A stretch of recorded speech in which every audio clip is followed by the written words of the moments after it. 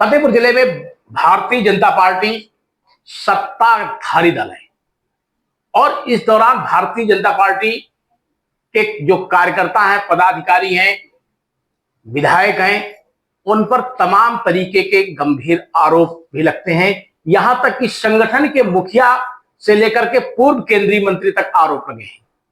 इन्हीं सब मुद्दों को बात करने के लिए आज हमारे साथ मौजूद हैं भारतीय जनता पार्टी युवा मोर्चा के जिलाध्यक्ष मधुराज विश्वकर्मा जी। मधुराज विश्वकर्मा जी, सबक समाचार में आपका स्वागत है। क्या चल रहा है सत्तासीन भारतीय जनता पार्टी में? बहुत बड़ी गुटबाजी चल रही है। देखिए, ये संगठन का विषय है और मैं उस संगठन में युवा मोर्चा का जिला अध्यक्ष हूँ और इसके लिए सीनियर लोग हमारे जो पार्टी के हैं वो इस पर विचार कर रहे हैं और ये उनका विषय है, वही लोग तय करेंगे क्या है इसमें। मधुराज जी, आप युवा मोर्चा के 2 बार अध्यक्ष रह चुके हैं। ये करीब करीब तीसरा टर्म है आपका। एक तरीके से माना जाए तो ये 7वां वर्ष है जी। अब आगे किसी को मौका देंगे? बिल्कुल। भारतीय जनता पार्टी ही एक ऐसी पार्टी है जिसमें बूथ का अध्यक्ष भी जिला अध्यक्ष, प्रदेश अध्यक्ष, राष्ट्रीय अध्यक्ष बनने का सपना देख सकता है। तो आपकी दावेदारी जिला अध्यक्ष की हो जाएगी? अब इस बार भारतीय जनता पार्टी जो भी दायित्व देगी मैं उसमें जो है संतुष्ट रहूंगा। युवा मोर्चा में कोई अन्य कार्यकर्ता दायित्वधारी होगा। जिला भाजपा का के जो मेन बॉडी के अध्यक्ष है वहां पर भी आपकी दावेदारी हो सकती है, होगी? दावेदारी जब अभी संगठनात्मक चुनाव हुए तो उसमें हमने अपनी दावेदारी की थी।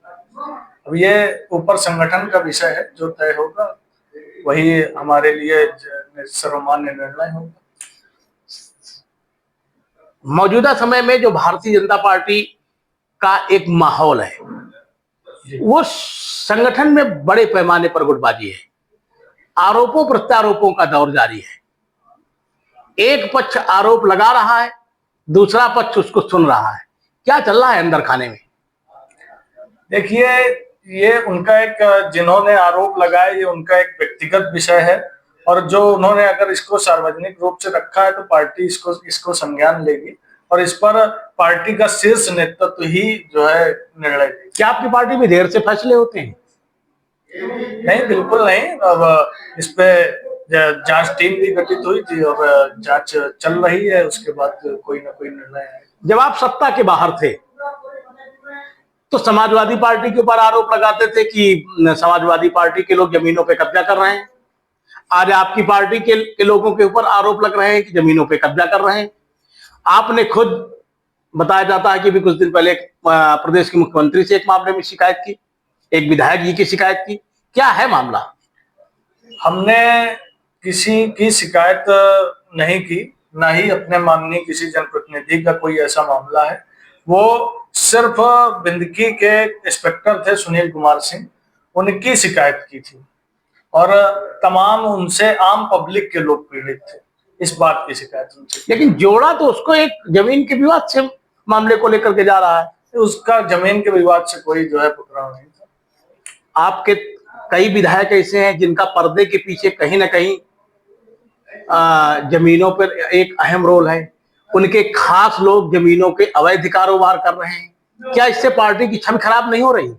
देखिए, अब ऐसे कोई विषय हमारे संज्ञान में है नहीं कि हमारे माननीय जनप्रतिनिधि कोई इस तरह के कार्य कर रहे हो। भारतीय जनता पार्टी की जो विचारधारा है पंडित दीनदयाल उपाध्याय जी की, अंतिम व्यक्ति तक लाभ पहुंचाने की, हमारे सभी जनप्रतिनिधि उसी क्षेत्र में कार्य कर रहे हैं और निश्चित रूप से फतेहपुर जिला ये प्रगति की ओर में अग्रसर है। अध्यक्ष जी, आप युवा मोर्चा के अध्यक्ष हैं। पार्टी के एजेंडे के अनुसार कार्यक्रम आयोजित किए जाते हैं जी। उन कार्यक्रमों के आधार पर पार्टी संगठन को लेकर के तो गांव गांव पहुंच रही है जी, बिल्कुल। लेकिन केंद्र में आपकी सरकार है, प्रदेश में आपकी सरकार है। सरकार की योजनाओं को लेकर के गांव की जनता को जागरूक नहीं किया जा रहा है। इसकी वजह क्या है? क्या सरकार और संगठन अलग अलग है? सरकार और संगठन के बीच में अच्छा समन्वय है और संगठन के पदाधिकारी जैसे ही जो भी कार्यक्रम आते हैं तो लगातार जनता के बीच में जाते हैं, गांव गांव जाते हैं, पार्टी की जो भी योजनाएं हैं उनसे लोगों को अवगत कराते हैं और साथ ही साथ प्रयास करते हैं कि अधिक से अधिक लोगों को लाभ दिलाया जा सके उन योजनाओं का। लेकिन योजनाओं का लाभ तो मिल नहीं पा रहा है। बिल्कुल मिल रहा है। अगर हम युवाओं की बात करें तो पिछले 8 वर्षों में 8.5 लाख युवाओं को पारदर्शिता के साथ नौकरी दी गई। उद्यमिता के क्षेत्र में बात करते हैं, युवाओं को उद्योग से जोड़ने की बात करते हैं, मुद्रास्फीति योजना चलाई जा रही है, तमाम ऐसी योजनाएं चलाई जा रही है, दिक्कतें जा रही, बैंकर्स की अपनी दिक्कत है, लाभार्थी की अपनी दिक्कत है, विभाग की अपनी दिक्कत है। ऐसा क्यों है?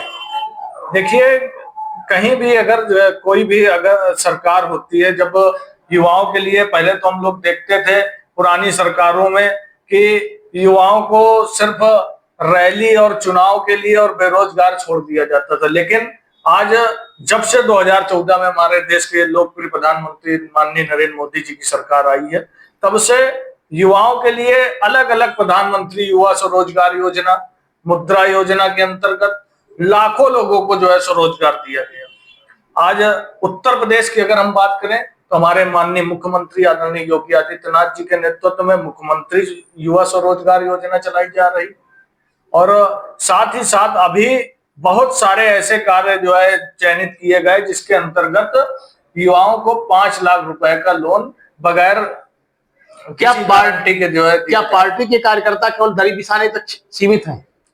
बिल्कुल ऐसा नहीं है। भारतीय जनता पार्टी, अभी मैंने कहा, भारतीय जनता पार्टी एक ऐसी पार्टी है जहां बूथ का अध्यक्ष भी राष्ट्रीय अध्यक्ष बनने का सपना देखता है। लेकिन उनके काम नहीं हो रहे, उनकी व्यक्तिगत समस्याएं नहीं हो रही, हालात ऐसे बने। अभी कुछ दिन पहले आपके ही क्षेत्र में बिनकी में एक भाजपा कार्यकर्ता का उत्पीड़न हुआ, सभासद थे वो, वहां पे उनको धरना प्रदर्शन करना पड़ा। जहानाबाद में एक इसी तरीके का मामला सामने आया, असोथर में एक इसी तरीके का मामला आया। तो आखिर क्या पुलिस प्रशासन और भाजपा सरकार या भाजपा संगठन के बीच में सामंजस्य नहीं है?